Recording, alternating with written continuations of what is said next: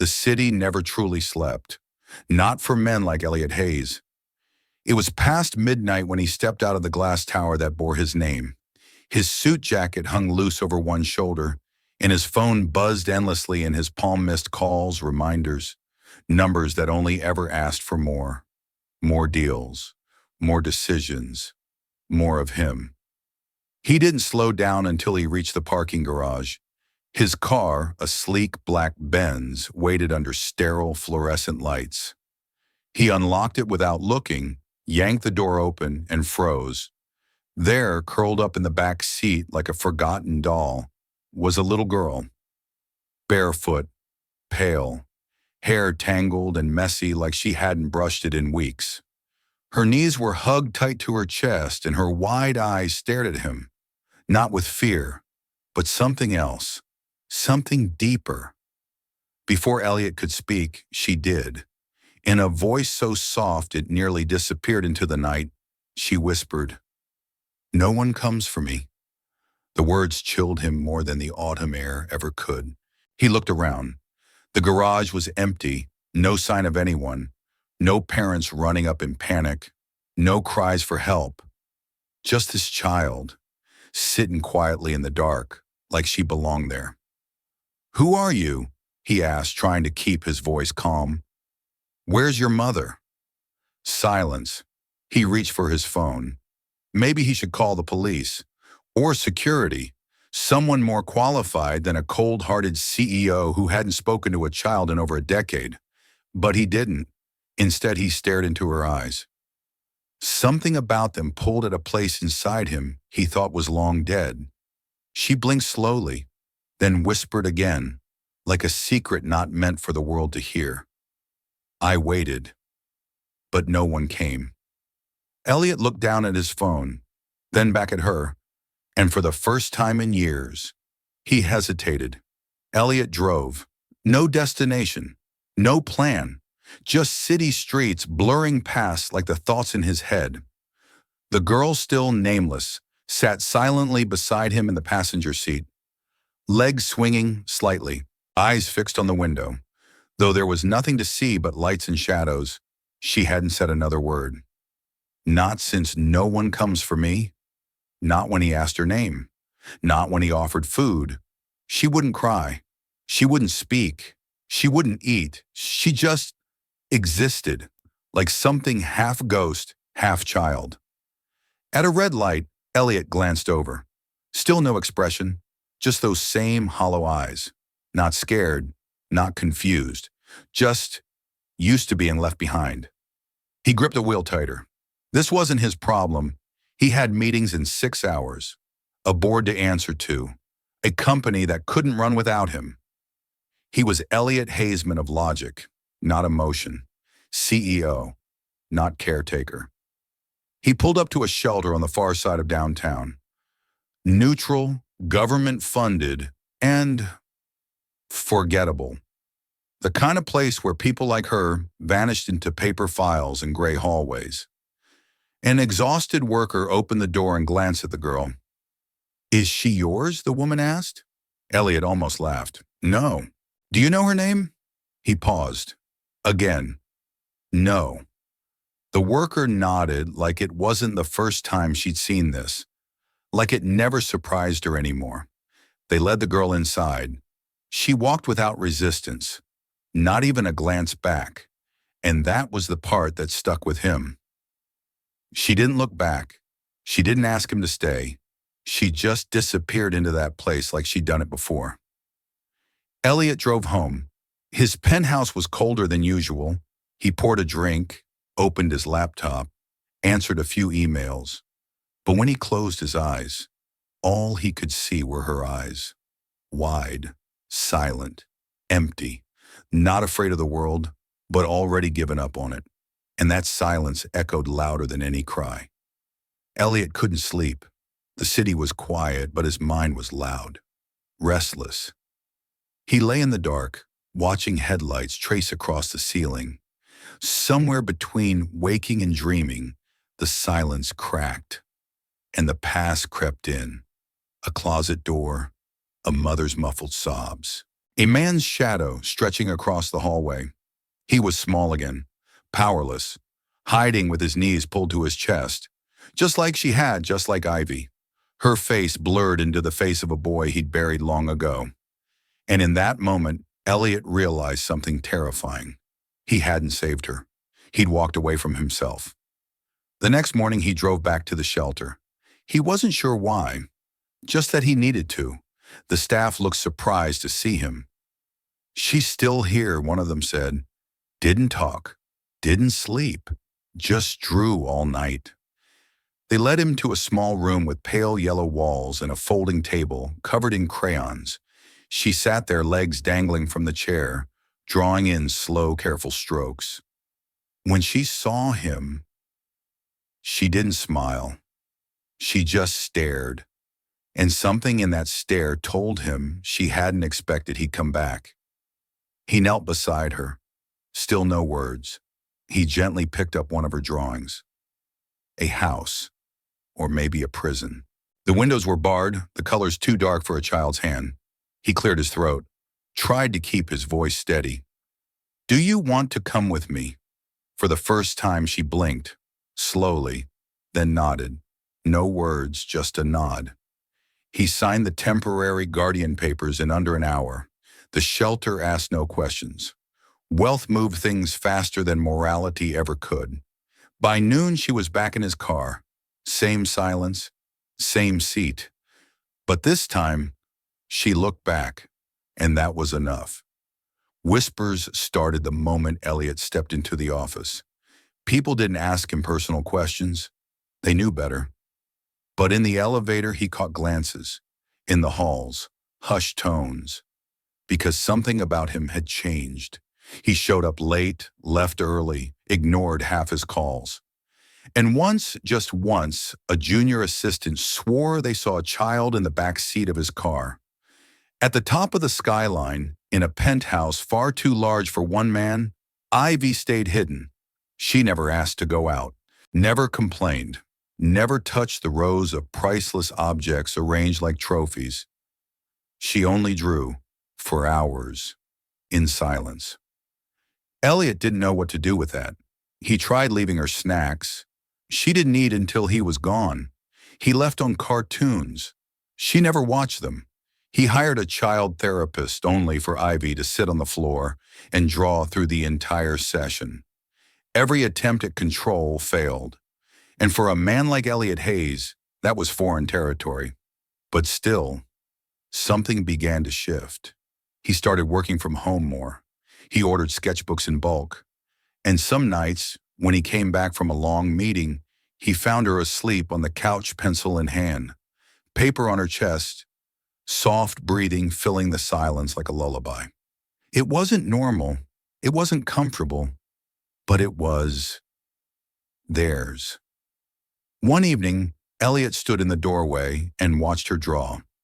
The picture was simple, just two shapes, a man and a girl. They were standing under what might have been a tree or a roof.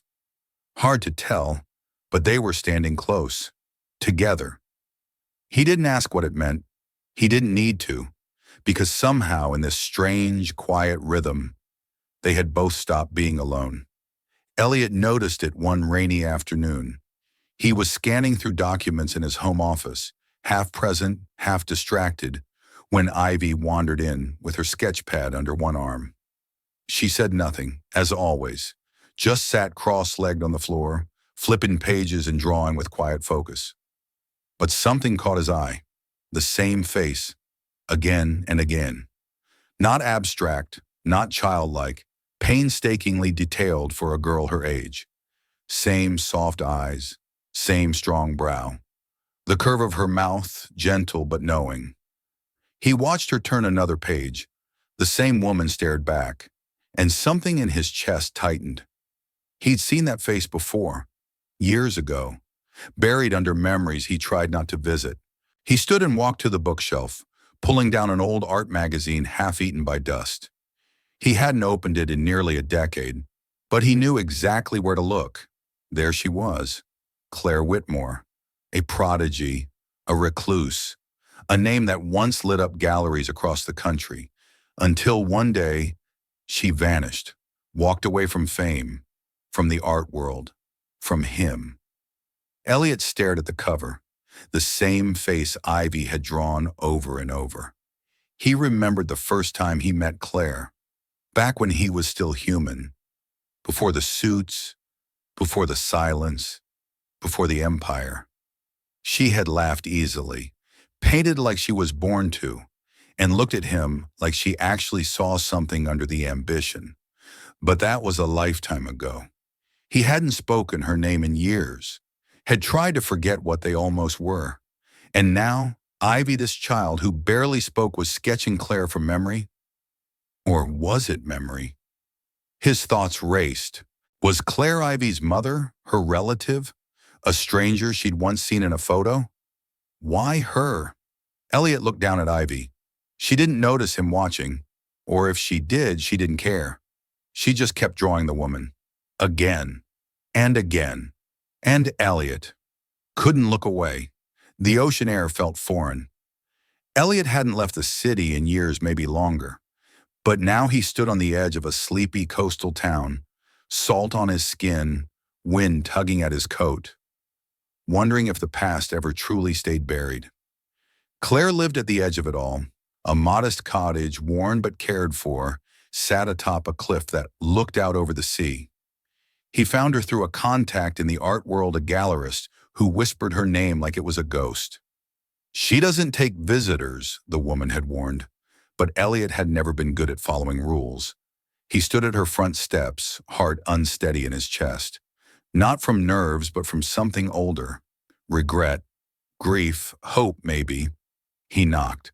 When the door opened, she appeared like a memory he'd forgotten how to hold. Claire. Her hair was longer now, streaked with salt and sun. She wore paint on her skin like it was part of her. And when she saw him, really saw him, her breath caught. "Elliot," she said softly. "Or do you go by someone else now?" He tried to speak, but the words didn't come. So instead, he handed her the sketch. Ivy's sketch, the one of her face. Claire stared at it for a long time. Her fingers trembled as they traced the lines. When her eyes finally lifted, they weren't looking at Elliot anymore. They were wide, distant. "Where did you find her?" Her voice was barely a whisper, like saying it too loud might break something. "She was in my car," Elliot said quietly. No name, no story, just showed up. Claire stepped back, letting the door swing open behind her. Inside, canvases leaned against every wall, waves, fields, faceless figures. It smelled of turpentine and sea air. "She looks like someone I lost," Claire murmured, eyes still locked on the drawing. Or maybe someone I failed. Elliot stepped in, gently closing the door behind him. Whatever had once been between them was not over, because now their stories were tangled again, not in romance, not yet, but in a little girl with haunted eyes, and a question neither of them could answer alone. Claire met Ivy beneath a gray sky. They stood in the doorway of Elliot's penthouse as strangers, yet not. Ivy held her sketch pad like a shield, and Claire stood still, as if movement might shatter the moment. For a long time, neither said a word. Then Ivy looked up. Really looked. Her fingers tightened on the sketch pad, and Claire knelt slowly, meeting her at eye level. "I've seen your drawings," Claire whispered. "You're very talented." Ivy didn't speak, but her eyes softened, just a little. She reached into her pad and tore out one sheet. Carefully, like it mattered. It was a picture of the sea. Claire took it with both hands, holding it like it was fragile glass. "You remember this place?" A nod, then silence, but something in the air shifted. Elliot watched from a distance, arms crossed, heart heavier than he expected. Later, in the quiet of his home, Claire stood by the window, watching Ivy curl up with her drawings again. There was no laughter, no embrace, just a strange, cautious stillness between them. She's not mine, Claire said at last. Elliot turned toward her. But you know her. I think I know of her, Claire corrected. Years ago, I had a sister, younger, wild, too bright for this world. Claire's voice broke a little, but she kept going. She left home young, got mixed up with someone bad. Then she disappeared, vanished, along with her baby girl, my niece. Elliot felt something cold settle in his chest. You think Ivy's her? Claire shook her head slowly. I don't know. I can't prove anything. But when I look at her, I see the same eyes, the same way of shrinking into herself, like she expects the world to leave her behind. She glanced toward the couch, where Ivy had fallen asleep, one hand still clutching a pencil. She reminds me of the family I lost, but I can't just claim her, not unless I'm sure. Elliot understood the ache of the past, the fear of holding on too tightly only to lose again. He looked at Ivy, and for the first time, a thought took root. What if the little girl he found in the back seat wasn't a coincidence? What if fate or something cruel had brought her back to someone who had once let go? And what if he was now the thread tying them all together? The boardroom was silent, except for the ticking of the clock. Elliot sat at the head of the table, sharp suit, perfect posture, eyes cold. The room was full of senior executives, charts, numbers, projections. And yet, he couldn't hear a single word they were saying. His fingers tapped the armrest, once, twice, faster. A slideshow was playing. Numbers flashed across the screen. Someone asked about acquisitions. Someone else mentioned layoffs. Then a loud bang. Elliot slammed his hand on the table, hard enough to make the coffee cups rattle. Everyone went quiet. He stood up, but he didn't speak, just turned and walked out, leaving silence and stunned faces behind him. He didn't stop until he was outside, standing under the weight of a steel gray sky, breathing like he was drowning. The past was getting louder. He saw flashes now, not dreams, memories. A locked door, a belt on the floor, his mother's shaking hands, and a voice low and cruel saying, "Boys don't cry. Get up." That night, Claire found him sitting on the penthouse balcony, tie loosened, hair a mess, eyes unfocused. "You left a meeting," she said softly. "I couldn't breathe," he replied. He didn't look at her when he added, "I wasn't always like this." Claire stepped closer, but said nothing. "My name wasn't always Elliot," he murmured. "When I was a kid, I went by Eli." That caught her attention. He glanced at her. "Eli Hayes. That name mean anything to you?" She froze. "I used to live in a foster house upstate, around the time your sister disappeared."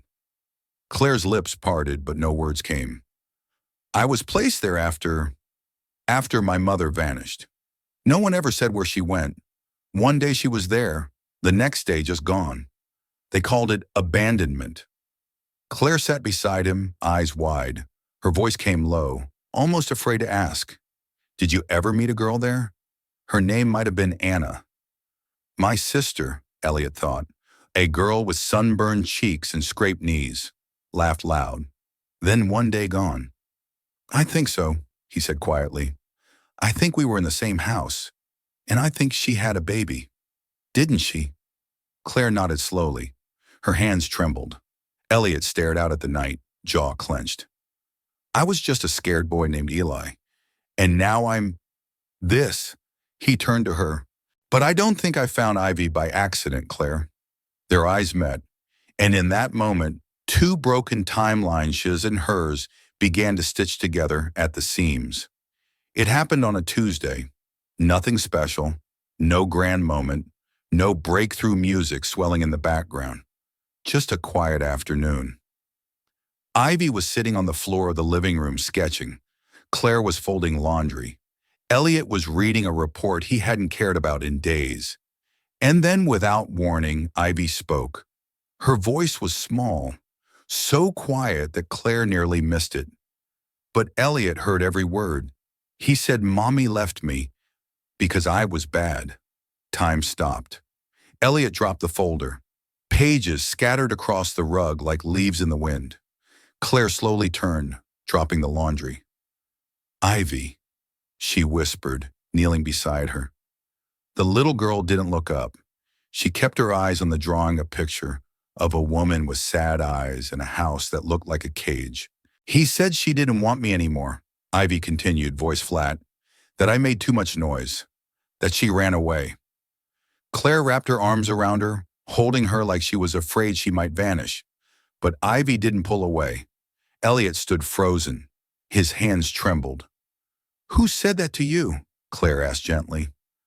Ivy finally looked up. Her eyes were dry, but something inside them had cracked. "The man with the shiny shoes," she whispered. "The one who always yelled." Elliot's blood turned cold. He knew that phrase. Shiny shoes. That's what he used to call his own father. Back when he was still Eli. Still small. Still afraid of that heavy voice behind every closed door. He turned to Claire, his voice barely there. "I think it was my father." Claire blinked. "What?" Elliot sat down hard. "My dad was a controlling bastard.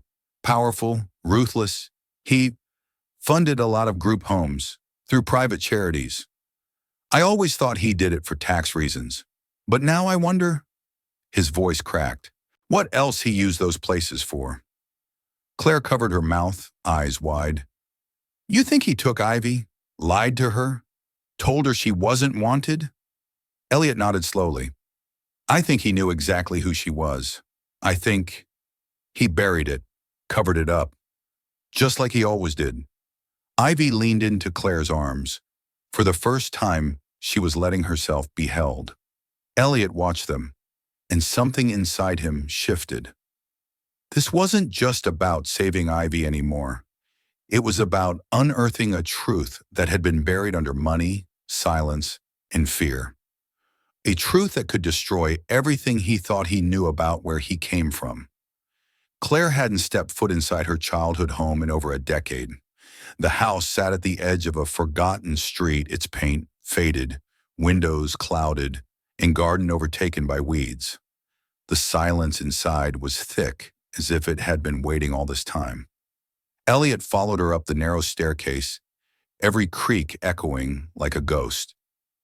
The attic door stuck. Claire had to shove it twice before it groaned open.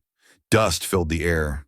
Boxes, old furniture, forgotten memories sealed in cardboard. She moved slowly, like each step backward in time cost her something. Then she found it, a shoebox marked with her sister's name, Anna. Inside were small things, a plastic bracelet, torn photos, a tiny sock, and at the bottom, a faded pink journal with stars drawn across the cover. Claire held it like it was glass. Her hands trembled as she opened to the first page. Anna's handwriting, childish, honest, scared. Today he yelled again. Said I was lucky to have a roof. But I know what he really wants. I sleep with the chair against the door now. Elliot looked away. Claire flipped the page. The baby cried all night. I think it bothers him.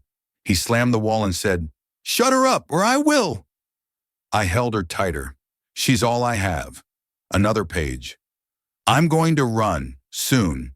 There's a train station. If I can hide until dark, I'll take her far away. Somewhere they won't find us. Thin drawings, childlike sketches, but careful. Familiar. A little girl with sad eyes and wild hair. Elliot felt his chest cave in. He pulled one of Ivy's sketches from his coat, pocket folded, worn from being held too often. He laid it beside the drawing in the journal. Same face, same eyes, same way of holding her arms close, like the world had already failed her. Claire couldn't breathe. She never made it, she whispered.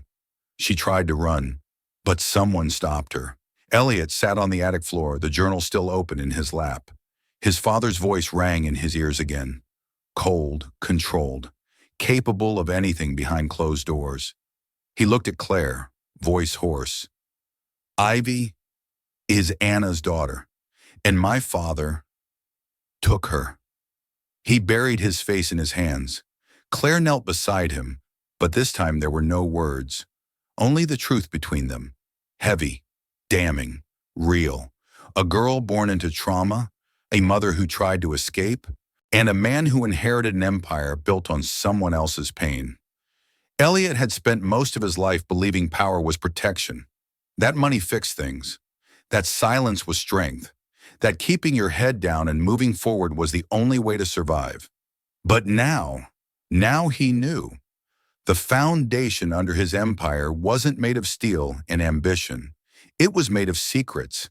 It started with a file, hidden deep in the archives of the Hayes Foundation, sealed under legal privilege, marked as confidential humanitarian adoption. But it wasn't humanitarian. It was a lie, a forged name, a missing child, a bribe to a crooked social worker, a sealed agreement never to be opened, never to be questioned. And Ivy's name, her real name, was there in black and white. Adopted, silently, illegally, disappeared. The trail led to only one man still alive who'd signed off on it, Arthur Crane, the last original board member from Elliot's father's reign. Retired, living in a gated mansion upstate. Elliot didn't send lawyers. He went himself, face to face. He walked into Arthur's polished study, dropped the file on the desk, and said 4 words. "Tell me the truth." Arthur looked up slowly. His eyes were dull, heavy with age and guilt. "Your father," he began, voice rough. "He did things to protect the company, to protect you." He said the girl would ruin everything. Elliot's fists clenched. She was just a child. "She was a risk," Arthur replied like it was obvious. "The mother threatened exposure. She claimed abuse, threatened to go public. We couldn't afford a scandal. Not then, not when the company was preparing for IPO. So you took the child," Elliot said, barely able to speak, "and buried the mother." Arthur didn't answer. He didn't have to. Elliot stared at the man, at the polished bookshelves, at the crystal decanter of whiskey, the same power, the same silence, passed from father to son, from monster to machine. He turned and walked away. By the end of the week, Elliot released the files, all of them, unredacted. The media exploded. Bribery, forced adoptions, systemic abuse. The Hayes name, once built on prestige and philanthropy, now burned under a spotlight of truth. Stockholders pulled out. Sponsors vanished. Buildings stripped his father's name from marble walls. And Elliot watched it all fall, not with regret, but with resolve, because it had to end. This legacy of control, of cover-ups, of pretending that power made you untouchable. What was buried had been burned, and in the ashes, there was finally room to breathe. The headlines didn't stop for days. Hayes empire crumbles. CEO resigns amid scandal. Billionaire heir linked to illicit adoptions. His name, once whispered in awe, was now spat through teeth, carved into news tickers and talk shows, shredded in articles by people who had never met him, but claimed they always knew. And Elliot let it happen. He didn't release a statement, didn't deny anything, didn't fight to stay.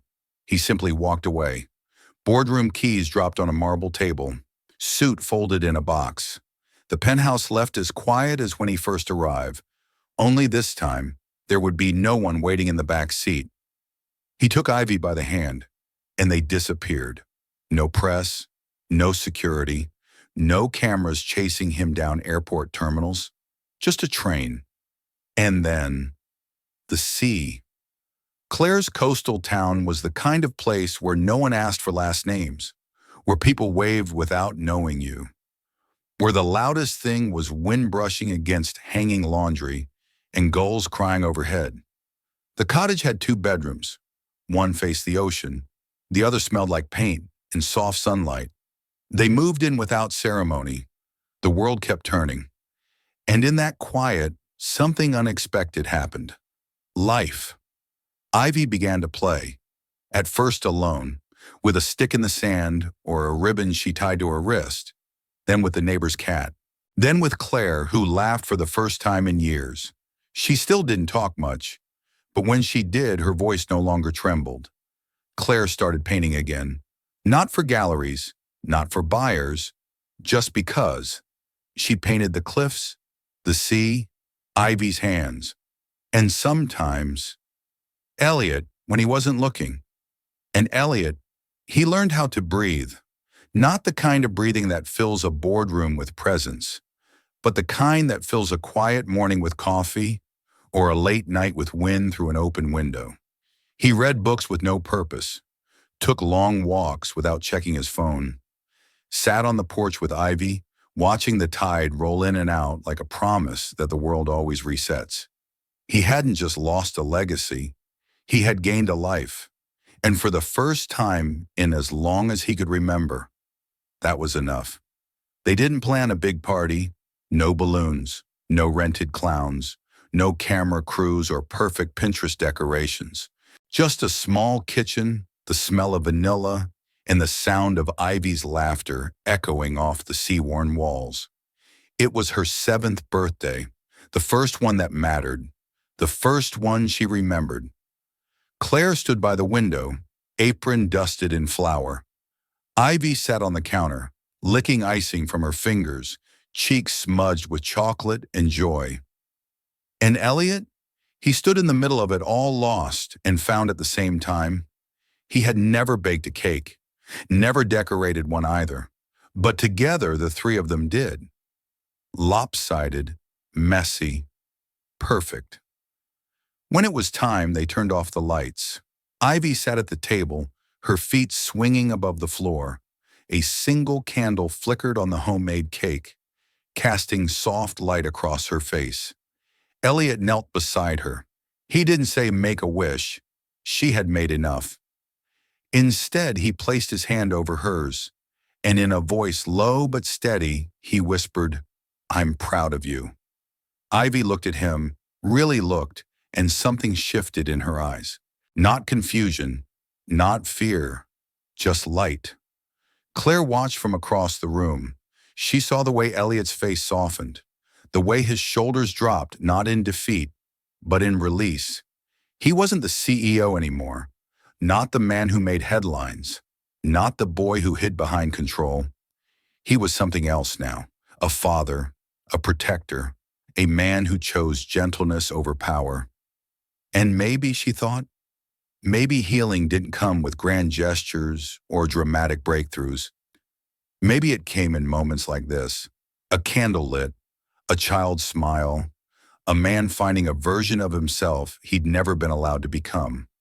The cake was too sweet, the icing uneven, the sprinkles made a mess, but they laughed.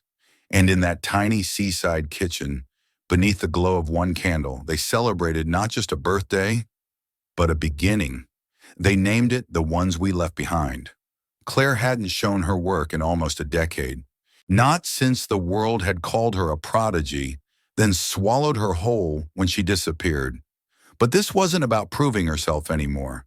It wasn't about selling paintings or impressing critics or stepping back into the spotlight. It was about truth, about memory, about grief that finally had somewhere to go. The gallery was small, tucked between a used bookstore and a forgotten cafe. The walls were bare brick, the lights warm and low. Claire stood at the center of it all, her breath caught somewhere between fear and peace. Dozens of pieces hung on the walls, not just hers. Ivy's drawings were framed beside them, delicate pencil lines, crayon portraits, colorful, imperfect little windows into a child's world that had once been full of shadows. People came, quietly, respectfully, not in crowds but in steady steps. They lingered in front of the pieces, tilted their heads, said nothing, mostly, but their silence said enough. Near the back of the room, Elliot stood still. He didn't pretend to understand art, didn't know what made a painting good, but he knew what these felt like. Each canvas was a confession, a wound, a doorway, and in every one of them, he saw pieces of Claire and fragments of himself. When she reached for his hand, it surprised him. Not because it was public, but because it was effortless. He didn't look at her, just curled his fingers around hers and held on. No words passed between them. They didn't need them, not tonight, because the gallery wasn't about what was said, it was about what was carried, and finally what was let go. Months passed, not with fanfare, but with small, steady days that stitched themselves into a quiet kind of life. No breaking news, no boardroom wars, no whispered scandals, just sunlight on wooden floors, the smell of salt, and Ivy's laughter echoing down the shore. On this morning, the sky was wide and pale. Ivy ran ahead of them, barefoot in the sand, chasing a kite that danced like freedom. Claire stood beside Elliot, the wind tugging gently at her sweater. They didn't speak for a while. They had grown used to the silence, comfortable in it. Not the kind that once kept secrets, but the kind that made space for healing. And then Elliot turned to her. His voice was quiet, not unsure, just honest. "Do you think we could try again? Not as who they were, not as the broken girl who left the world behind, not as the boy who buried himself in ambition, but as who they had become, two people who chose each other with eyes wide open." Claire looked at him. She didn't rush, just smiled the way she only smiled now, with the soft certainty of someone who had finally come home to herself. She nodded. There were no rings, no declarations, no sweeping kiss in the surf. Just a simple moment, shared between souls who had earned their peace. Ivy called out to them. Claire laughed. Elliot did too. And together they walked toward her, hand in hand, footprints trailing behind, erased gently by the tide. This wasn't a fairy tale ending. No magic wands, no perfect bows, just a new chapter, written by choice, not chance. And that was enough.